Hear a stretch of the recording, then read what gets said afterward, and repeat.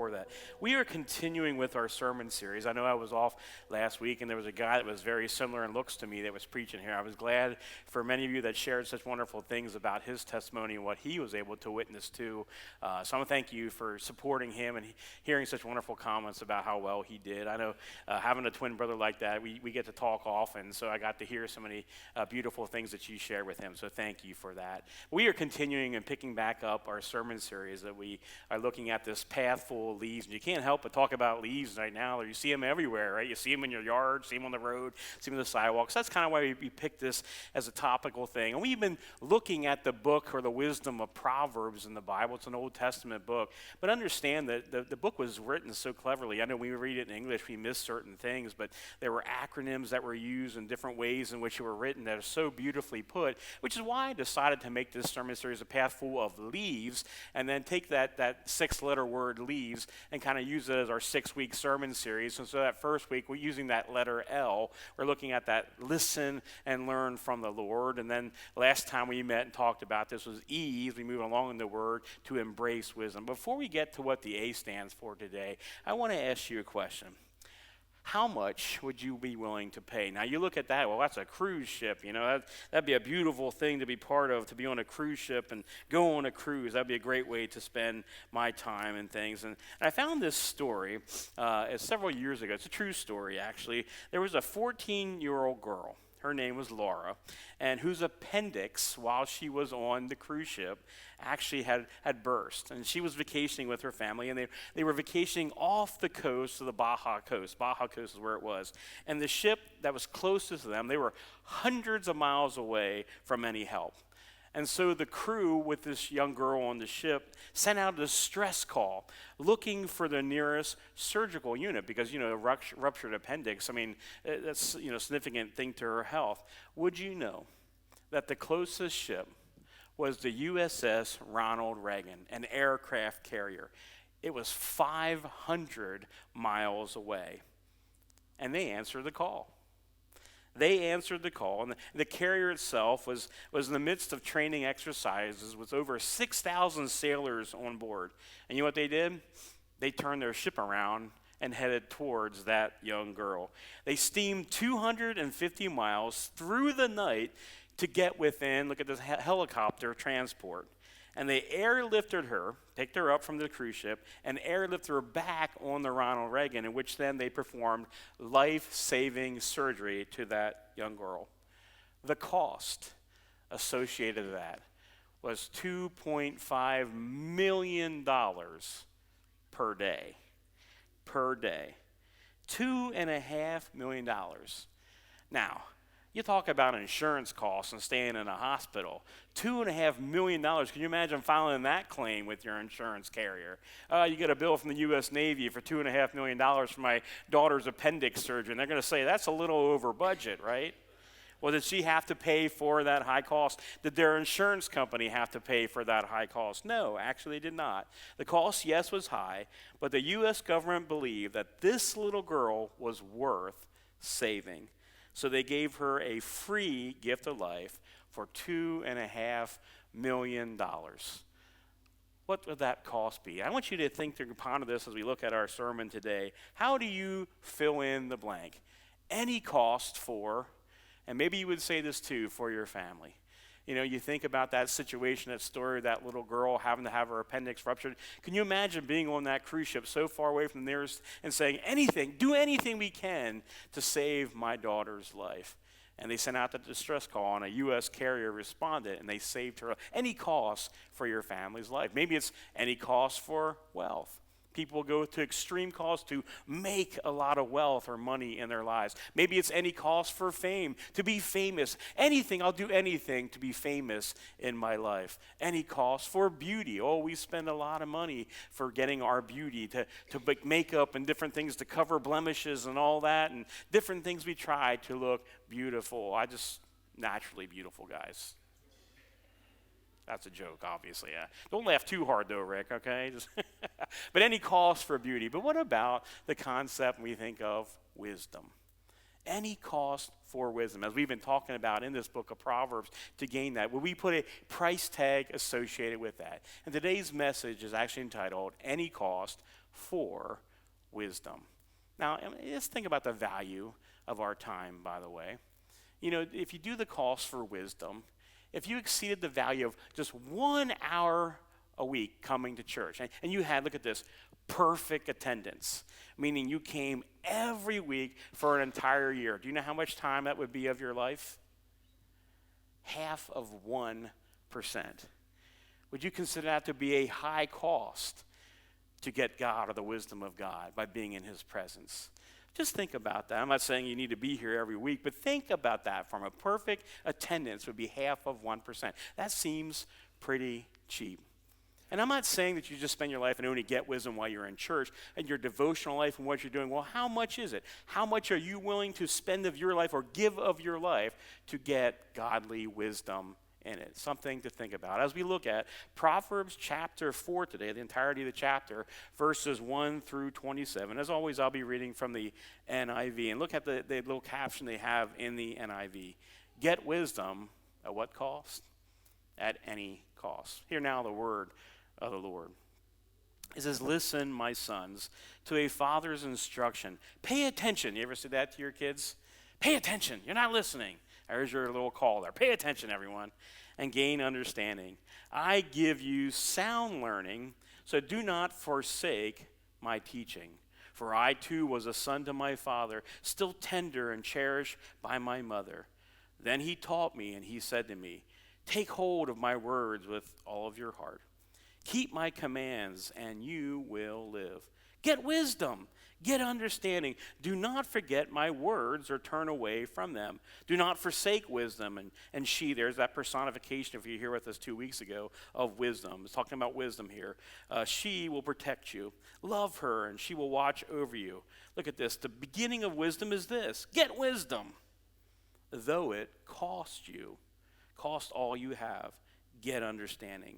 Cherish her, and she will exalt you. Embrace her, and she will honor you. She will give you a garland to grace your head and present you with a glorious crown. We'll pause right there in our story today to think about this cost of wisdom. He says it's going to cost you everything.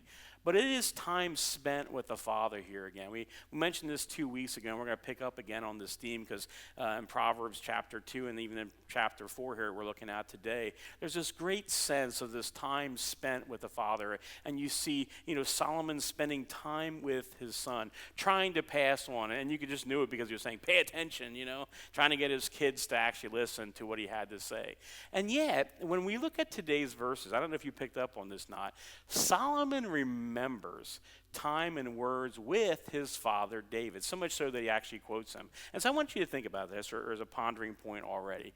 How well do you receive instructions and directions from your parents, or how well did you? So this is kind of just to keep that in mind as we're thinking about Solomon's son listening to his father speak to him. But in this moment, and these verses, and if you look at the scriptures itself in verses 4 to 9, you'll actually see a quote here. So this is Solomon actually quoting his dad. That's pretty impressive. That these verses, he says from verses 4 to 9, is an actual quote from the son's grandfather. He's getting to hear from his grandfather these words. And maybe this is just why, when you think about it, is that the words that David passed on to Solomon, he says, get wisdom. That's part of that quote, get wisdom. Telling his son, get wisdom. And how many times did his father, actually David, say that to Solomon? That when he's younger, now I said this the first week in this sermon series, 1 Kings chapter 3. Remember when God comes to him and says, I'll give you anything, irregardless of the cost, whatever you want. So at any cost, what do you want? And he could have probably picked wealth, fame, could be a famous king, to be the greatest looking guy in all of the kingdom. But at a young age, he says to the Lord, what? I want wisdom. Get me wisdom. Now, interesting enough, this is something that Solomon would have heard from his father. Now, maybe at his age, didn't quite understand what that meant, but he remembers from his dad, get wisdom. Get the wisdom of God in your life. And so then when the Lord comes to Solomon at a pretty young age, he says, what do you want? I'll give you anything. And what does he remember? the words of his father. I need wisdom. And so he gets that wisdom of God. So I ask you this. This is a little fill in the blank type thing for you. Do we blank anything our fathers have said to us? And I want you to use our words here. Do you remember anything your father used to say? Do you receive anything your fathers? Does anything resonate? Do you respond, repeat, or even, if we're honest, reject some of the things your dad would say? What are one of the things that you think about or maybe reject your dad would say? Do as I say, not as I. Isn't that horrible? That's horrible advice, because what you're saying is, what they're saying is that, I'm saying these things to you, act one way, but I'm going to act another way. Don't say that. Now, if you've said it, seek apology from your kids about it, But think about this. But this was something that David had passed to Solomon, and Solomon was trying to pass on his kids. And he remembers, and he asks, get wisdom. And that's what he asked for. He remembered that piece of it, because that was the Father's call. And it's been our call through this sermon series. What are you searching? I've had numerous people talk to me now already that they're reading through the book of Proverbs and like, man, this is great. Or I read, this proverb this week and it really touched me and helped me in this way. So it's a call that goes out. And it was a call that went from David to Solomon to his, get wisdom. Get wisdom is the call. And it's interesting, this is why the cost thing I added to this. Warren Wiersbe, in his commentary, and it's in his B series he had, he was a pastor and Christian writer, said, this get wisdom quote, it suggests something about buying wisdom. Because the Hebrew word in this sense here carries this idea of a commercial transaction, like you're going out to purchase something, to buy something. That's what it means in Hebrew. There's a price to pay, though, if you want to know God's truth. But I love what Warren says here, and obey it. You see, when you think about the cost, it's one thing to even come to church and know about God, or even to learn about God. But it's a whole nother thing, a whole nother level of cost when you have to obey God. And it's one of these challenging things that when you think about getting wisdom and the cost of it is more than just knowing it. You can say it, you can repeat verses to somebody, but if you're not living it, if you're not obeying it, there's a whole nother level of cost associated with it. That's what we're getting at today, I think. When you think about what it means to actually trust God, it's a whole other thing to obey God too. There's that piece of cost associated with that. So let's pick up then, and then picking up verse 10 for our chapter then. It says this, listen, my son, accept what I say, and the years of your life will be many. I instruct you in the way of wisdom and lead you along straight paths. When you walk, your steps will not be hampered. When you run, you will not stumble. Hold on to the instruction, do not let it go. Guard it well, for it is your life. Do not set foot on the path of the wicked, or walk in the way of evildoers. Avoid it. Do not travel on it. Turn from it and go on your way. For they cannot rest until they do evil. They are robbed of sleep till they make someone stumble. They eat the bread of wickedness and drink the wine of violence. The paths, and this is 2 verses here I really like. The path of the righteous is like the morning sun, shining ever brighter till the full light of day. But the way of the wicked is like deep darkness. They do not stumble what makes them stumble. Wow, that's something powerful there. Verse 20 then, my son, pay attention to what I say. Turn your ear to my words. Do not them out of your sight. Keep them within your heart, for they are life to those who find them, and health to one's whole body. This is a key verse. Above all else, guard your heart, for everything you do. What's left out? For everything you do flows from it. Keep your mouth free of perversity. Keep corrupt talk from your lips. Let your eyes look straight ahead. Fix your gaze directly before you. Give careful thought to the paths for your feet, and be steadfast in all your ways. Do not turn to the right or the left. Keep your foot from evil. And that's the end of the chapter. there is this reality, I think, that's associated here. This is great cost or price of wisdom is keeping your life on the path of God. It's not easy.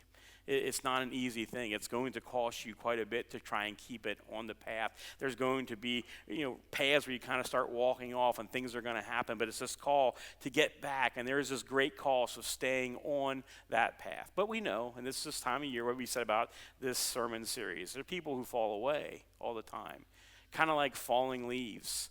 How many of us choose to follow other paths or falling away? So I found a video from the old TV show The Office. And it's a cute little thing about going off the correct path. I want you to watch this video clip this morning. Proceed straight. Well, we're 0 for 6. Last chance is the Elmhurst Country Club. Other side of the lake on the southeast side. I don't get it. I really don't get it. Thought this would work. Threw everything I had at that guy, nothing. That's how it goes sometimes, You lose everything, and everything falls apart, and eventually you die, and no one remembers you. That is a very good point, Dwight. Make a right turn. Wait. No. It means bear right. No, Up there. It said right. It said take a right. No, look. It means go up to the right, bear right, over the bridge, and hook up with 307. Make a right Maybe it's turn. a shortcut, Dwight. It said go to the right. It can't mean that. There's a lake there. I think it knows where it is going. This is the the lake. machine knows. This is the lake. Stop yelling at me. No, it's Stop up there. yelling. There's no road here. Remain calm. I have trained for this. Okay. Exit the window. Here we go. Make a U-turn, if possible. Look out for Legion. Michael, are you okay? Swim for it. I got you. Michael. Let go. Let go of me. Come on. I got you. Michael, come on. Go on.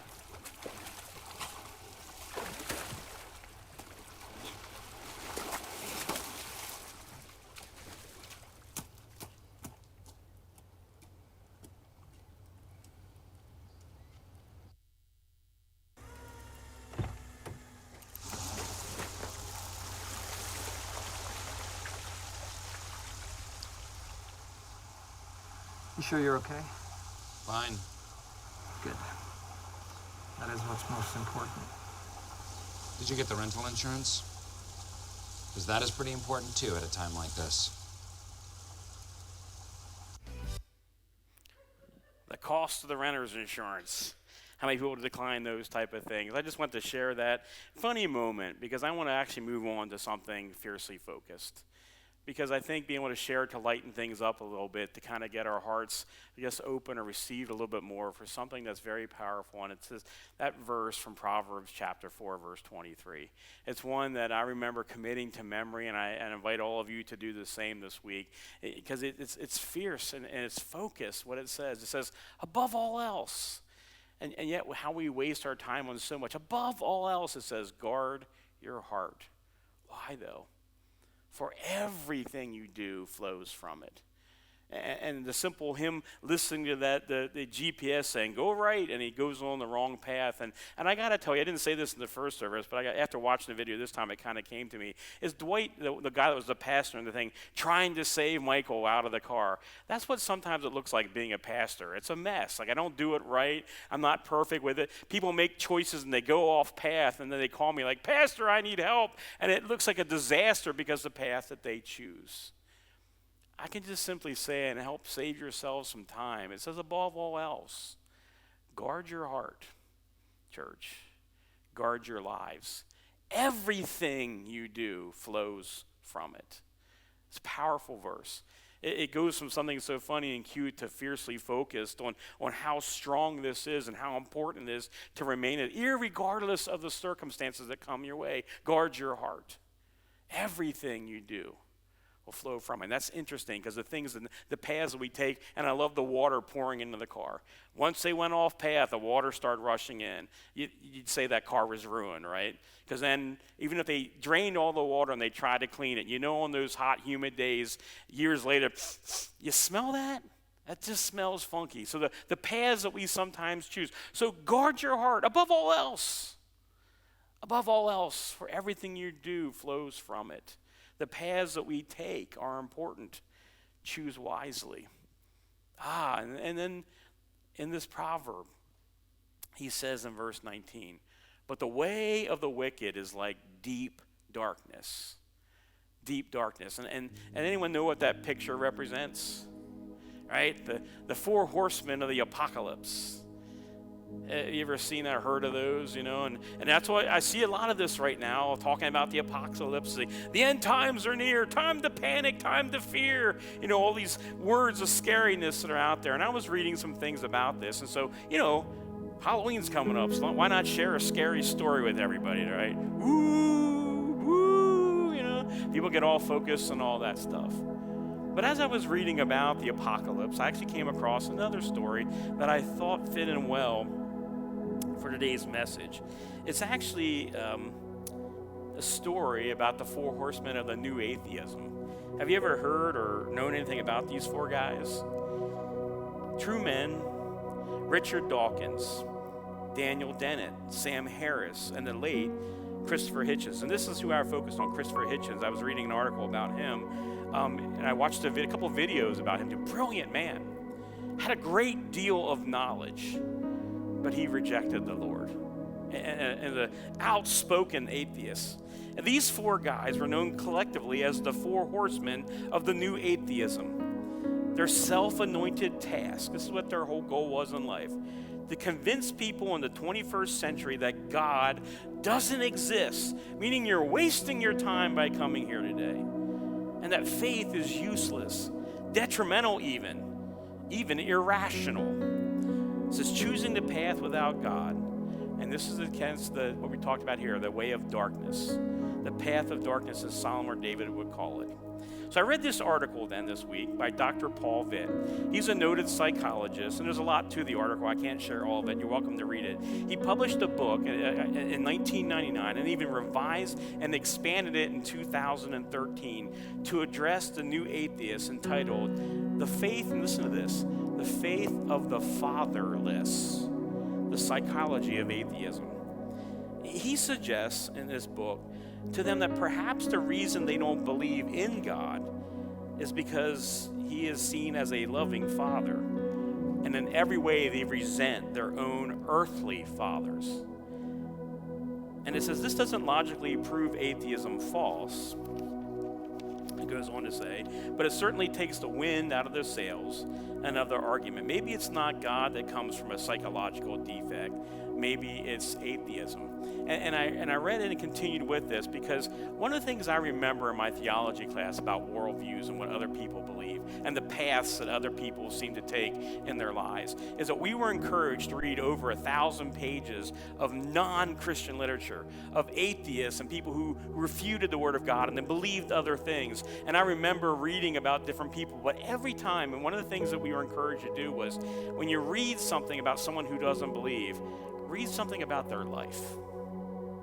Read something about their life, because people will get hung up on people like Christian Hitchens and say, wow, that guy was brilliant, super intelligent, but I want you to listen about his life. He was born in 1949 and died in 2011, which is the day of death for all of us is coming someday. But he died of esophageal cancer. The same thing, look at this, his father died from. Same exact thing as his dad. We're talking about father-son relationships. And he was an English-born journalist, later a U.S. citizen, best known for his attacks on religion and most notably his work. This is what Christopher wrote: God is not great. How religion poisons everything. And some of you may be sitting here believing that today. You are forced to come to church today. He said he hated God because he despised the idea of a supreme being in control of everything. Hitchens was a libertarian and considered God an obstacle to liberty. He came to reject God for other reasons as well. Here's the darkness. Are you ready for it? His father was cold and aloof. He rarely spoke and was a naval officer in England. Hitchens referred to his father as the commander. Could you imagine telling you, call me commander? Don't get any ideas today, Dad. Commander is who he was called, due to him being head of the household as well as a military rank. His father sent him to boarding school from ages 8 to 18, after which he attended Oxford. He had little interaction with his father, and the few positive words he had for him was his admiration for his military record fighting the Nazis. Hitchens' father admired athletic prowess, and Christopher was not even close. He disappointed his father because he was not an athlete. He was small. Oh, he had a great brain, but his body was small. But Hitchens was very close to his mother, Yvonne. Now listen to this. This gets kind of scary, kind of dark here. Ready? When he was a 20-year-old student in Oxford, when Christopher was a 20-year-old student at Oxford, his mother told him she was bored with his father and was having an affair with an Anglican pastor or priest. This is like right out of some sort of Days soap opera type story, right? But shortly thereafter, for reasons not entirely clear, Hitchens' mother and this guy, this priest, Timothy Bryan, true story, had made a suicide pact and died together in a hotel in Athens. Hitchens blamed his father and the religious priest or pastor for the death of his beloved mother. Is it any wonder what was passed from the father to the son came out in such an anger towards his father, and not surprisingly to a heavenly Father? It says this in conclusion: there's nothing new about new atheists in terms of real arguments, only in terms of their hostility towards God and their quest to expatriate him from society. And Dr. Vitz, in this article on book, writes a compelling account of abusive, weak, or absent fathers to the lives of most prominent atheists. Remember that, dads. Remember that. The next time someone wants to attribute your faith to some psychological defect, as the defective father hypothesis, he goes on, in projection theory, do not refute or prove atheism from a logical viewpoint. Dr. Vitz gives us much food for thought. And I wrote this part of it myself. I wrote, how we are raised will have an impact on our inclinations towards right and wrong, good and evil, light and darkness. And the path we choose wisely. Parents, this is important. Now, I got to say this, because when ultimately you talk about these type of things, you can say, man, I had a messed up house, a messed up childhood, a messed up dad, but here I am. Praise the Lord. That's a reason to give praise today. But understand, church, as fathers, as leaders in this church community, it's important to give our praise to God. And I'll close with this. We were off this past week, and we were at Pinchot. I love going to Pinchot Park, and my wife and I love going there. It was a beautiful time away as a little vacation. It was kind of unplanned. That's why I got Greg to fill in for me and everything. But we went on a hikes, and I love hiking there at Pinchot and walking on all the trails. In fact, every picture that you see up here is pictures from my phone of us on the path, my wife and I walking together. But then I thought about this as I was preparing for today's message. Walking on that path, what determined you saw those pictures is based on when we walked on it. Because we walked on that path during the day. You would not have seen those pictures if it was at night. And there was probably no way my wife and I would have walked on that path at night.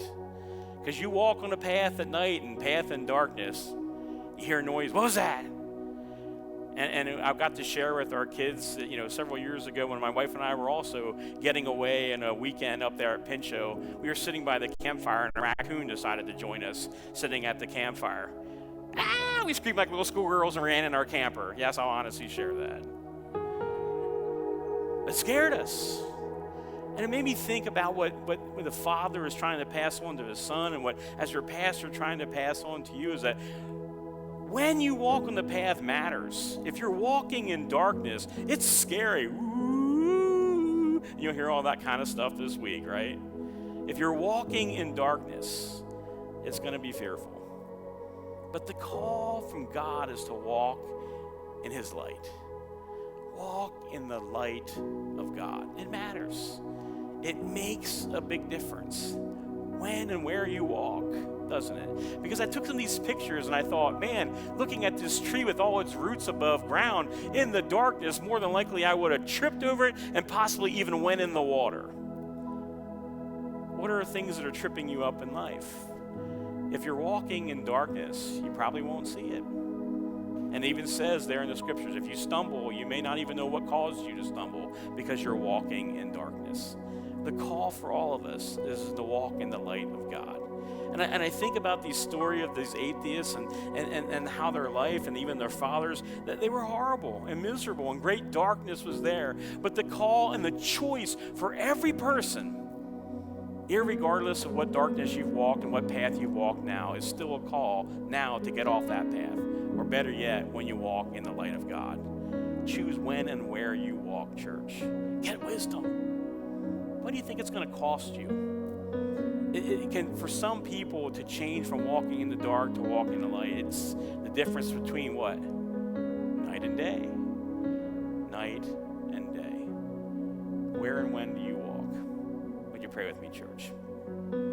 Father, we thank you for just the awesome privilege of being in your holy word and hearing yet again this great wisdom from Solomon. And Father, I also know that in his life, he messed up often. That his kids saw what he would say, but not necessarily what they would do. So Father, I pray for our hearts so we go beyond just simply knowing what your word is, or even knowing that we're to get wisdom, but then we do nothing about it. That we don't think there's some cost associated with obeying your word. The cost for some people, Lord, is to get off the dark path, to walk in the light of your love, so they can see where they're going. They can see the path that you have laid before them. So, Father, I pray for any son or daughter here that's been walking in light and have decided to step off path, or maybe they've chose to walk now in darkness. This is their call. As Solomon cried to his son, as I cry to them now, get back on the path. Walk in the light of God. Walk in the light of God. Amen. Would you stand with me as we sing our closing song this morning?